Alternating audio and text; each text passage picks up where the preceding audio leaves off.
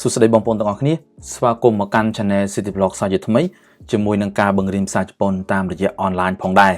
จังในขนมไทยนะชนะระบบยมกันในแต่เลือกยกเมริมสายจุดปนหมกใจจุดบางปนต่างนี้โดยสอบมือดองโดยขนมไทยนั้นก็ยังเลือกยกเมรินเตะตอนต่อหนึ่งประโยคคล้ายๆหมกใจจุดบางปนต่างนี้พองได้จังสำหรับเมรินระบบยังในขนมชนะยูทูบก็ยังเมรินพิสายจุดปนจับปีกำรัดดำบงเราหดต่อดอกกำลังมาชมจังสำหรับน้องนี้ได้จังเรียมสายญี่ปุ่นปีกำลังลำบงหดต่อดอกกำลังมาชมน้องให้กำลังโจทย์การชแนลยูทูบระบบเข้มดำเนินชั่วโมงท่าเสถียรบล็อกให้จุด subscribe หรือก็ด่าสัญญากันดังในที่นู้นำไปตัวบานวิดีโอทั้งหมดต่างออกนี้พองได้สำหรับน้องนี้ได้จังเรียนภาษาญี่ปุ่นเติมต่อหนึ่งประโยคคล้ายๆเมรินวิชโกเมรินเปียนเมรินคันจิก็โดยเชื่อเมรินซอนตัวนี้ไอ้นั่นน้องนี้อาจโจทย์การกันไลน์เพลย์ลิสต์ให้จุดเรือยกกันไลน์เพลย์ลิสต์น่าได้มีเมรินในจังเรียนน้องนี้ในตัวบานเมรินต่างออกพองได้แต่จังดำไปก็มอยขัดไปยุ่งไงนั่นคือยังโจทย์การเมรินระบายยืนต่างออกนี้แต่มาดอง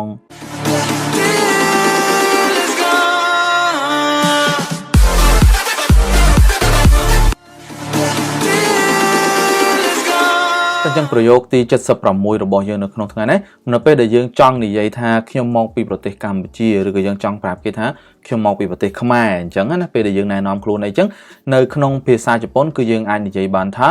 วาตาชิวะคัมโบเจียคาระคิมาสตะวาตาชิวะคัมโบเจียคาระคิมาสตะวาตาชิวะคัมโบเจียคาระคิมาสตะ私はカンボジアから来ました。私はカンボジアから来ました。មានន័យថាខ្ញុំមកពីប្រទេសកម្ពុជាចឹងបើអ្នកនរគ្នាចង់ដូរប្រទេសអ្នកនរគ្នាដូរទៅកន្លែងនេះទៅគឺបានឧទាហរណ៍ថា私は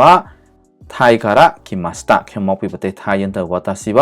ស្រីលង្កាから来ましたខ្ញុំមកពីប្រទេសស្រីលង្កាយ៉ាងទៅបើសិនបើយើងដូរពីប្រទេសទៅខេត្តវិញក៏បានដែរឧទាហរណ៍私はកំពង់ចាម県から来ましたឬក៏私はតាកែវកែងការៈគីម៉ាស្តាខ្ញុំមកពីខេត្តតាកែវអីចឹងទៅ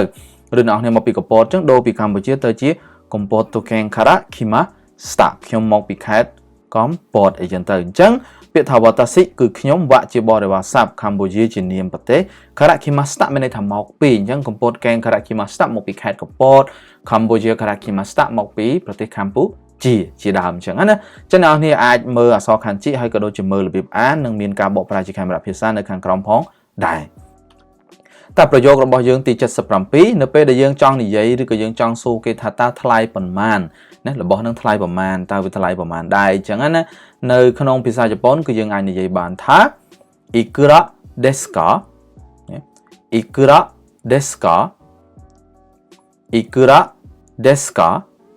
ikura desu ka ដែលមានន័យថាតើថ្លៃប៉ុន្មានអក្សរ i អក្សរគឺអក្សរៈយើងអានថា ikura ប៉ុន្មានណា desu ka ជាទម្រង់សំណួរអញ្ចឹង ikura desu ka តើតម្លៃប៉ុន្មានដែរបើសិនបើយើងចង់និយាយថាតើរបស់នេះតម្លៃប៉ុន្មានយើងអាចនិយាយជាភាសាជប៉ុនបានថា kore wa ikura desu ka អញ្ចឹងទៅ kore wa ikura desu ka អញ្ចឹងពាក្យថា ikura desu ka មានន័យថាតើតម្លៃប៉ុន្មាន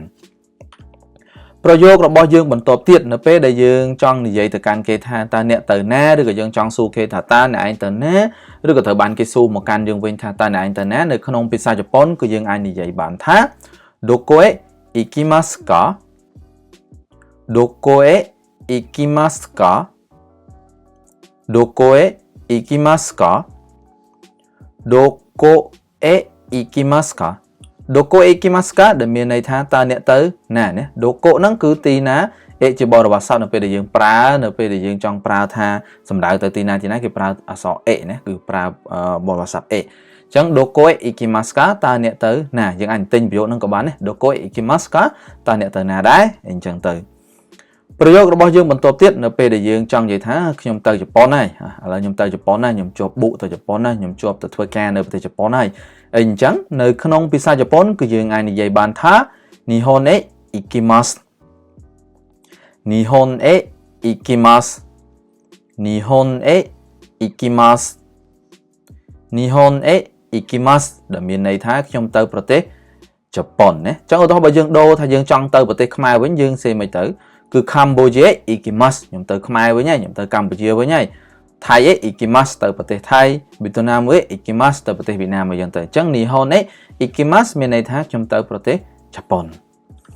ពាក្យរបស់យើងបន្តទៀតនៅពេលដែលយើងមានបញ្ហាហើយយើងចង់សួរទៅកាន់មេយើងឬទៅកែរបស់យើងថាតើយើងគូធ្វើមិនទៅល្អទៅយើងកំពុងតែពិបាកតើយើងគូធ្វើមិនទៅនិយាយខ្លីតើយើងធ្វើមិនទៅអញ្ចឹងណានៅក្នុងភាសាជប៉ុនគឺយើងអាចនិយាយបានថាどうしたらいいですかどうしたらいいですかどうしたらいいですかどうしたらいいですかដែលមានន័យថាតើធ្វើមិនទៅល្អទៅណាឧទាហរណ៍យើងពងពិបាកយើងសួរតើខ្ញុំគូធ្វើមិនទៅណោះធ្វើមិនទៅលក្ខណៈអញ្ចឹងណាអញ្ចឹងどうしたらいいですかបើយើងអានញប់どうしたらいいですかបើយើងនិយាយបែបជប៉ុនមកどうしたらいいんですかどうしたらいいんですかតើខ្ញុំគូធ្វើមិនទៅល្អលក្ខណៈអញ្ចឹងណាប្រយោគទី81របស់យើងនៅពេលដែលយើងចង់និយាយពាក្យថារាត្រីសួស្តីនៅក្នុងភាសាអង់គ្លេសដែលយើងនិយាយថា good night ហ្នឹងនៅក្នុងភាសាជប៉ុនគឺយើងអាចនិយាយបានថា oyasumi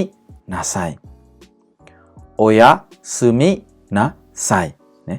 oyasumi nasai ចឹង oyasumi nasai ដែលមានន័យថារាត្រីសួស្តីអ្នកនរគ្នាប្រហែលជានៅជប៉ុនយូរអាចធ្លាប់ឮត្រឹមតែពាក្យ oyasumi ជាពាក្យកាត់ណា oyasumi ជាពាក្យកាត់ដែលភាគច្រើនគឺគេនិយាយជាមួយអ្នកមានឋានៈស្មើគ្នាឬយើងស្និទ្ធស្នាលអញ្ចឹងណាតែនៅពេលដែលយើងនិយាយ oyasumi nasai មានន័យថាវាគូសមជាង oyasumi ណាអញ្ចឹង oyasumi nasai ដែលត្រីសួស្តីដូចគ្នា